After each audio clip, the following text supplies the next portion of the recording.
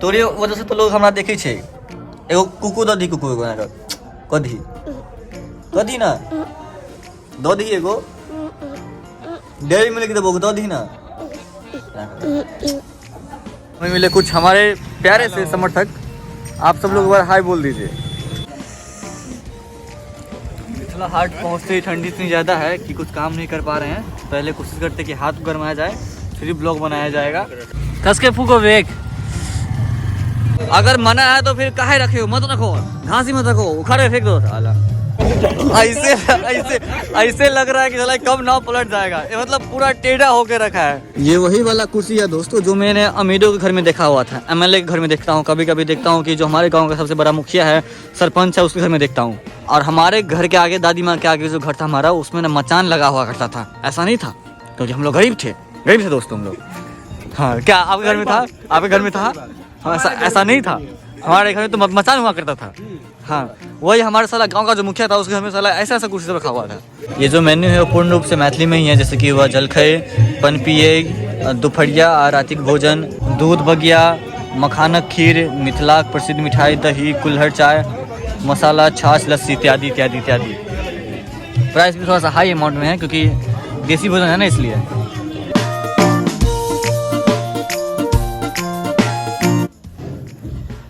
सुप्रभात दोस्तों, आज है संडे और अभी बज रहे हैं 11:30। लेट से इसलिए उठा क्योंकि आज संडे है और आज का प्लानिंग है वहाँ पे जाने का, जिसको बोलते हैं मिथिला हाट। देखते क्या होता है क्या नहीं। फ़ोन करते हैं दोस्त लोगों को, कौन कौन जाएगा कौन नहीं जाएगा। और ठंड इतनी है कि नहाने की हिम्मत नहीं हो रही है। बस मुँह धोएंगे, कपड़ा बदलेंगे और फिर चलेंगे। ये सारा कपड़ा जो है सो मैंने कल धोया हुआ था और जिसमें से आज मैं ये वाला जैकेट पहनने वाला हूँ वाइट कलर का, बट ये सूखी नहीं है। तो अब सूखी नहीं है तो अब यही पहन करके जाना पड़ेगा। पहले मुंह धोते हैं फिर चलते हैं। धूप अभी तक निकली नहीं है और हम यहाँ पे मुंह धोते हैं। ये है हमारा नल का, ये है गवर्नमेंट वाला और ये है हमारा प्राइवेट वाला। अभी मैं छत पे आया हूँ ये देखने के लिए थोड़ी सी भी धूप उगी है कि नहीं, लेकिन थोड़ी सी भी धूप नहीं उगी है और मैं तो मुंह धो ही रहा हूँ। और हमारे मोहल्ले के बच्चे यहीं पे क्रिकेट खेलते हैं सभी लोग।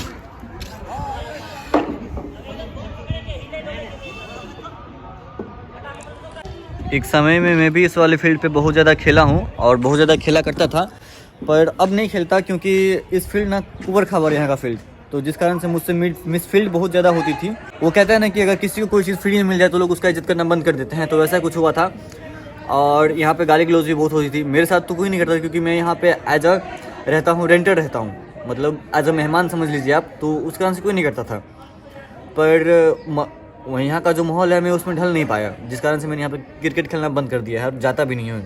अभी विशाल का फ़ोन आया था और वो लोग लहेड़ियागंज पहुँच चुका है और वहाँ से रोशन भी साथ में आएगा। और ये देखिए लाडो भी सो करके उठ गई है।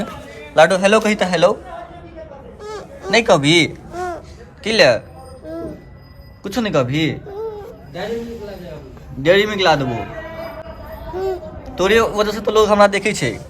एगो कुकु दधी कुकु एगो ना कधी कधी ना दधी एगो डेयरी मिल्क देबो दधी ना। अब हम लोग पहुंच चुके अपने सारे ग्रुप के साथ और हम तीनों लोग जाएंगे मिथिला हाट घूमने के लिए। और हम लोग पहले से 1.5 घंटा लेट हो चुके हैं। उठे हैं 11:30 बजे हम। आप कितने बजे उठे हैं रोशन?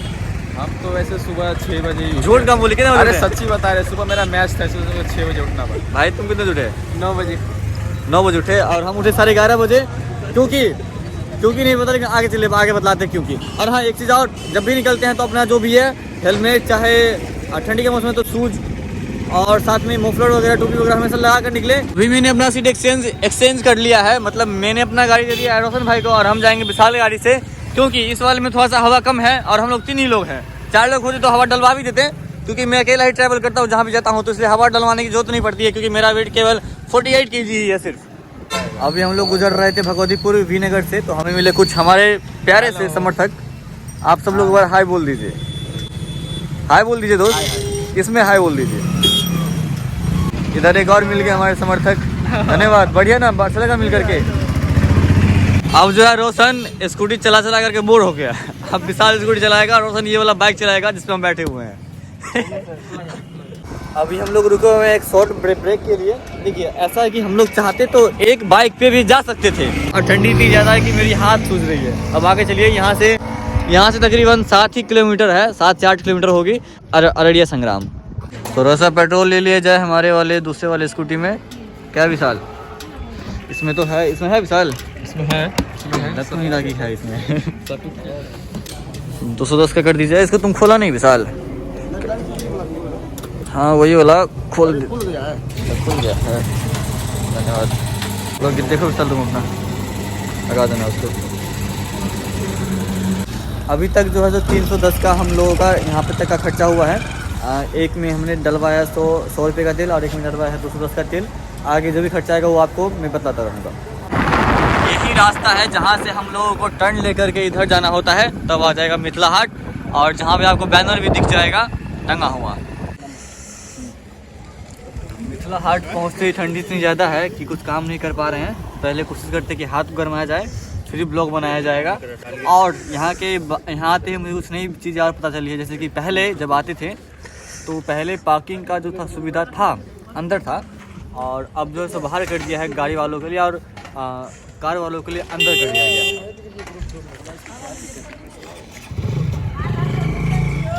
कस के फूको वेग नीचे का डोर लगा के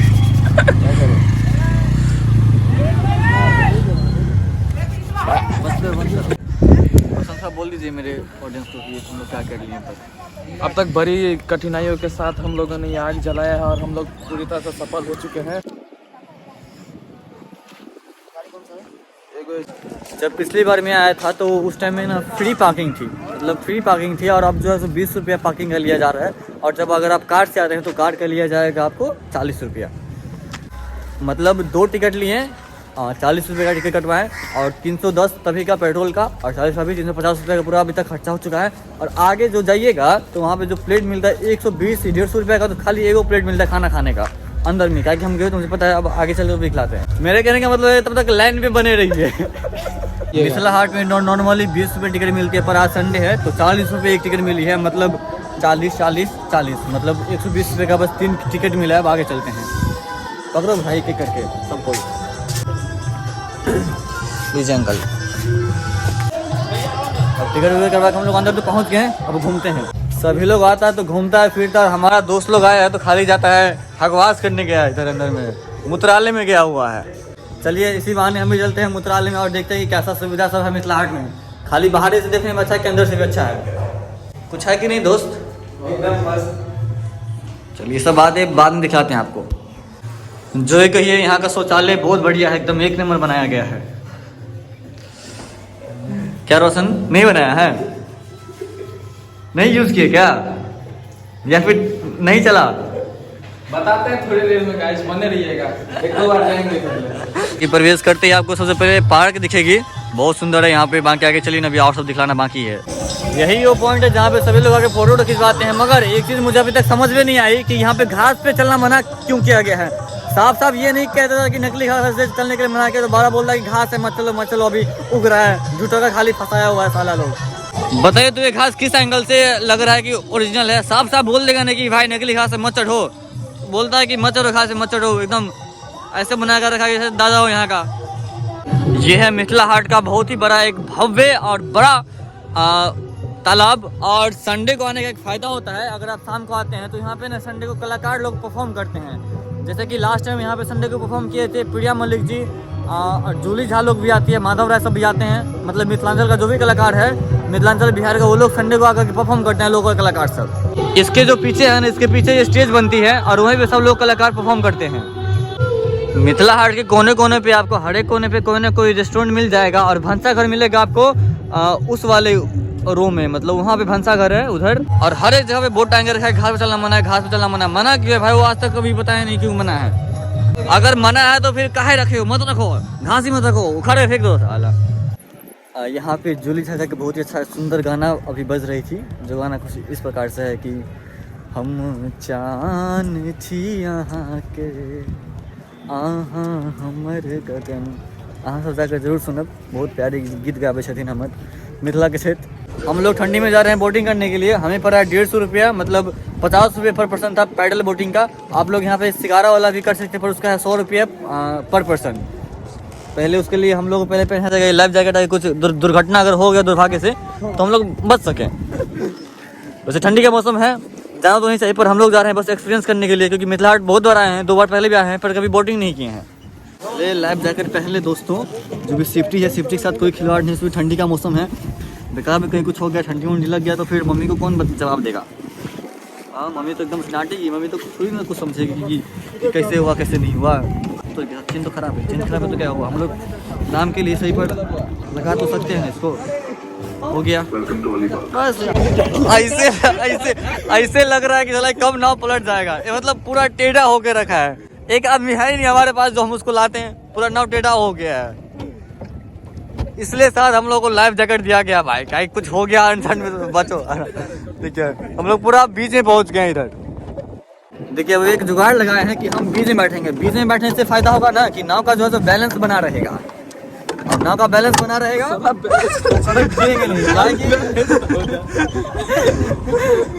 गाय की बहुत ज्यादा मतलब डर लग रहा था विशाल को, मुझे नहीं, विशाल को डर लग रहा था कि बोट ना गिर जाए। मतलब पूरा बोट पूरा घूम गया था उधर, समझिए ऐसा। अरे तो बीच में बैठ रहा। नहीं बीच में बैठे हुए हैं एकदम, अभी बैलेंस है ना भाई।